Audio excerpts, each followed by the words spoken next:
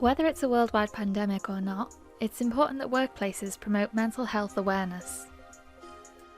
After all, it's everyone's responsibility to work towards destroying the taboos around mental health and to create a space where sufferers can openly talk to someone and seek help. On average, we spend 1/3 of our life at work. That alone is a good enough reason to make work a positive and healthy experience. But aside from the time spent, work is also a huge influence on our lives, and it's usually the thing that supports our lifestyles, our families, and our homes. It's easy to place a lot of importance in work, so when it goes wrong and becomes a negative or stressful experience, it can affect every aspect of our lives. Workers can commonly suffer with mental health issues such as stress. Stress is your body's way of dealing with demanding situations. It's the fight or flight response in action. When your body senses danger, whether it's real or imagined, it sends chemical signals that help your body to become more alert, responsive, and energetic. In case you need to run away from something dangerous. However, the stress response in the modern world can quickly take its toll. We experience a lot of stressful situations in work that mean our body could even be activating this response multiple times a day, every day. Your nervous system can't tell whether you're being chased by a tiger or if you're just dealing with a huge to-do list in work. It'll release the same chemical signals and hormones. That's where things get difficult. If you're experiencing chronic stress, having your body in that state for prolonged periods can weaken your immune system, cause sleep and digestive problems, headaches, heart and weight problems, skin issues, and even thinking and memory issues. Not only that, long-term stress is often a gateway to anxiety. Anxiety comes from the same bodily fight or flight response that causes stress, but it's officially defined when your day-to-day life is causing your body to feel that way for a long time.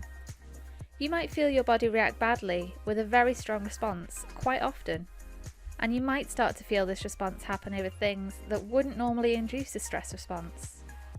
Anxiety is when your stress response becomes inappropriate for the situation.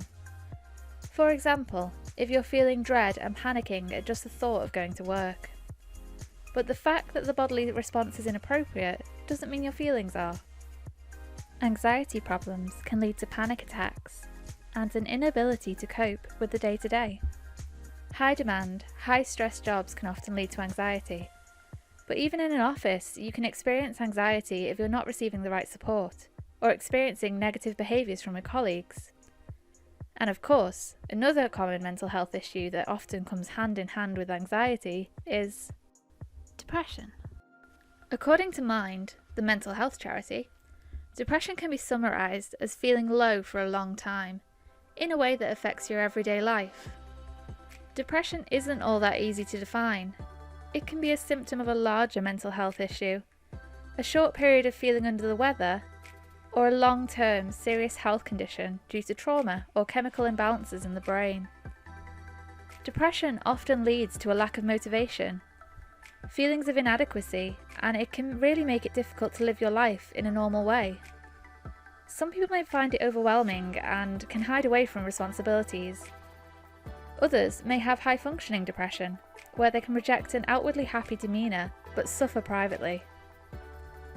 Depression in the workplace can sometimes lead you to perceive things as being worse than they are, and can lead you to always expect the worst. You may be unable to take negative criticism, lose your passion for your role, and become significantly less productive.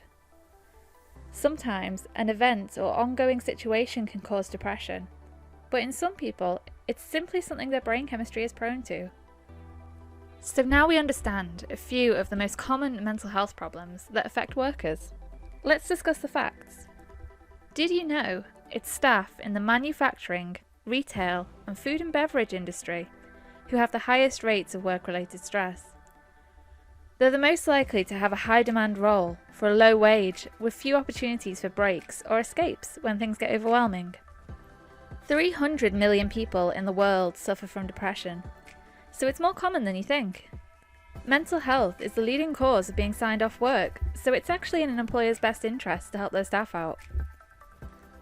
Among people in the workplace, 83% of men and 72% of women report that workplace stress affects their personal lives. 56% of workers report that stress and anxiety have affected their productivity. 51% say it's impacted their relationships with co-workers, and 50% say it has diminished their quality of work. That's over half of all workers. Just imagine what that's doing to the overall productivity of your workforce, or the quality of your products and services. Not only that, dealing with mental health is one of the most costly conditions for workers to manage, due to the fact that sufferers often have to seek private services for help, pay for medication, take unauthorised time off work, and take longer periods off work that don't qualify for sick pay. But the good news for employers is that 80% of workers who receive help report that their workplace productivity increased. Economic benefits aside, with work being such an influence on people's lives, it's an employer's duty to increase their awareness of mental health. At this point, we just want to quickly mention that here at NTG, we offer mental health training courses for workplaces.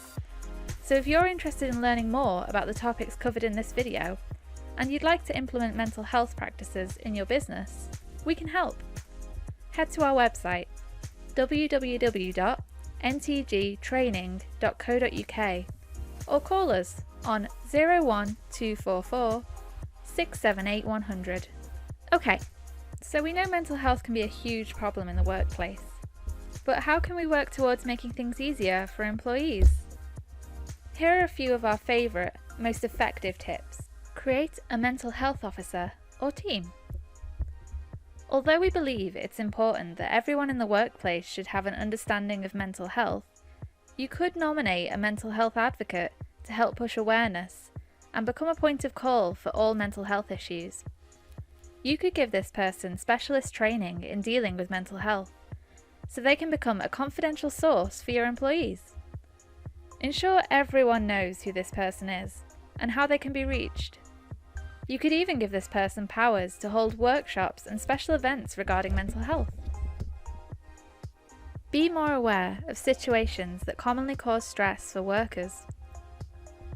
You have a responsibility to make your workplace as flexible as possible for your employees. Although it's not practical to implement every solution to make work easier and happier, you should be particularly careful not to overwhelm employees with inflexible work schedules. You should also make sure to regularly review and monitor management so that your employees' needs are met and supported. Another common source of workplace stress is unsafe working conditions, and this can range from serious violations to simple things, like workers becoming dehydrated on hot days with busy shifts. Ensure your health and safety officer and your managers are listening to workers' concerns. Learn the signs of diminishing mental health. Most people won't talk about it when they're suffering, often due to the associated negative connotations. So make sure you're looking out for changes in productivity, higher visual signals of stress, a drop in work quality, an increase in sick days, lower workplace engagement with colleagues, or employees becoming closed off, negative, self-depreciating language. Reach out to employees showing these symptoms, even if it's as simple as asking if they'd like to chat with you over a coffee at lunch. Normalise mental health discussions. People often don't seek support for mental health because of the taboo, the cost of treatment, medical care waiting times, and concerns they'll be perceived differently or judged. Make sure your workplace has a culture of normalising mental health discussions. This can involve ensuring there is information available about where to find help, and it can be in the form of posters, emails, or leaflets. Also make sure managers have training to deal with mental health appropriately and sympathetically. You should also ensure managers are always accessible for booking in a private conversation, or maybe they should have an open door policy. Confidentiality is key. In summary, one of the key things to focus on in the workplace is to nip negative language and thoughts in the bud, and don't tolerate attitudes from people who are in positions of authority that diminish the importance of mental health. It's often an attitude from older generations, due to the discourse from when they were younger, that mental health sufferers are weak and just need to get on with it. Speaking like this may seem harmless, but if you want to promote a mental health positive workplace, you should discuss with employees why speaking like this may be a problem. Make sure you regularly educate authority figures in your business about mental health, and remember to encourage mental health practices in all of your staff. Don't just single out those who have spoken to you. Sometimes people suffer in silence, or project the appearance of doing better than they are. Sometimes people can even manage stress well outwardly, but still begin to suffer with their physical health long term. So don't forget, if you believe your company would benefit from mental health training, we're here to help at NTG Training. We hope you're all coping well during the pandemic crisis and prioritising self-care and your mental health. Oh, and don't forget to like and subscribe. We publish great videos regularly, designed to help you manage your workforce and grow your business. We also have a thought leadership blog over at ntgtraining.co.uk. Thanks for watching.